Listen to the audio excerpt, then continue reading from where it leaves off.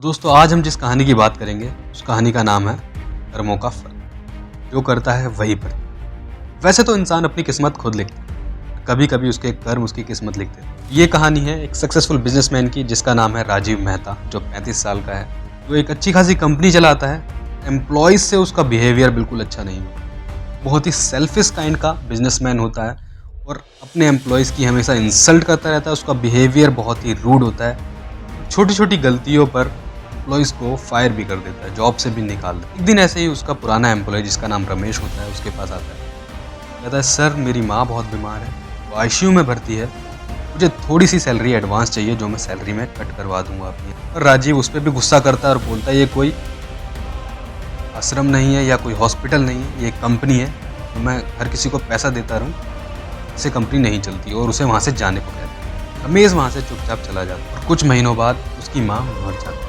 इस बात को थोड़ा टाइम हो जाता है और इसके बाद राजीव को भी थोड़ी दिक्कतें आने लगती हैं। उसका बिजनेस लॉस में जाने लगता है, उसके क्लाइंट्स पीछे हटने लगते हैं, उसको इन्वेस्टमेंट्स जो होती हैं उसके कंपनी में वो क्लाइंट्स करना बंद कर देते हैं, उसके क्लाइंट छूटने लगते हैं, कंपनी लॉस में जाने लगती है। कुछ असिस्टेंट कहते हैं उसके सर लगता है नज़र लग गई है कंपनी को। राजीव कहता है ये सब बकवास बातें होती हैं, मैं किसी भगवान को नहीं मानता और ऐसा कुछ नहीं होता। और वो उस दिन ऐसे ही गुस्से में ऑफिस से निकल जाता है।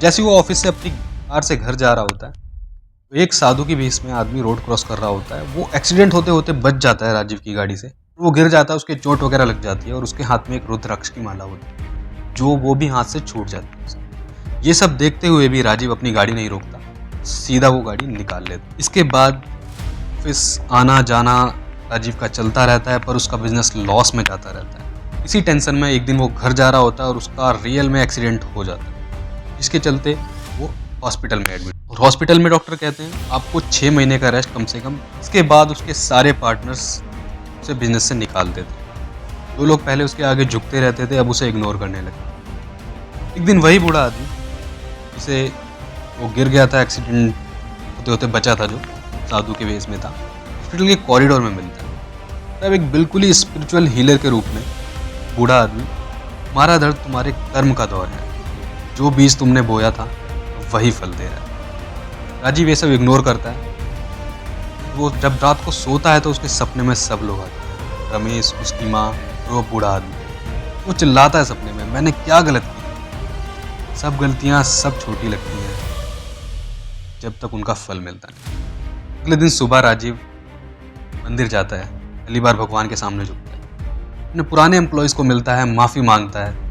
फिर एक ऑर्फनेज में भी जाता है जहाँ वो डोनेशन करता है। धीरे धीरे उसकी सेहत में परिवर्तन आने लगता है, उसकी हेल्थ बेटर होने लगती है। बूढ़ा आदमी उसे एक बार फिर मिलता है, कहता है कर्मा कोई दंड नहीं देता पर कर्मा जीवन जीना सिखा दो। राजीव कहता है बाबा मैं भी सीख गया, अब पैसे से ज़्यादा इंसानियत चाहिए मुझे, इंसानियत ही सबसे ज़्यादा मैटर करती है। 1 साल बाद राजीव अपना न्यू बिजनेस शुरू करता है जिसका नाम रखता है वो गुड कर्मा फाउंडेशन, जहाँ लोगों को फ्री मेडिकल हेल्प मिलती है। एक दिन एक छोटी लड़की आती है और कहती है मुझे अपने पापा का इलाज करवाना है। राजीव पूछता है ठीक है उनका नाम बताओ। छोटी लड़की कहती है मेरे पापा का नाम रमेश है। राजीव शॉक हो जाता है जब वो देखता है एक्चुअल में वो वही रमेश था जहाँ से उसकी कहानी शुरू हुई थी, वही रमेश जिसे उसने कभी निकाल दिया था।